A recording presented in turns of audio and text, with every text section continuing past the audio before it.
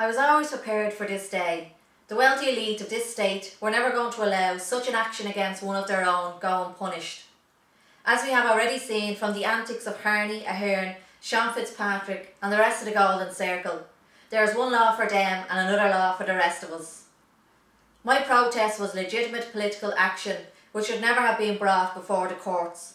I never intended to pay any court-imposed fine or to apologise for my actions. To have done so would have undermined the legitimacy of my protest and the wider political struggle against the antisocial policies Mary Harney so proudly championed. Her ideologically driven policy decisions inflicted unnecessary pain and suffering on hundreds of thousands of people. There is no doubt that her policies has resulted in many unnecessary deaths, particularly the most vulnerable in our society. Mary Harney has blood on her hands and should hang her head in shame. My protest was taken in defence of vital services at Cherry Orchard Hospital and the wider public health service. During her term as Minister for Debt, Harney chose to run down the public health service regardless of the resulting human misery and suffering. I am proud to have taken a stand in defence of the public health service and will not be deterred by a couple of days in jail.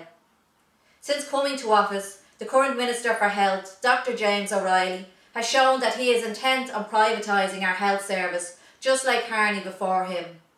Recent revelations have shown that he stands to financially benefit from such privatisation, making his position as Minister for Health totally untenable.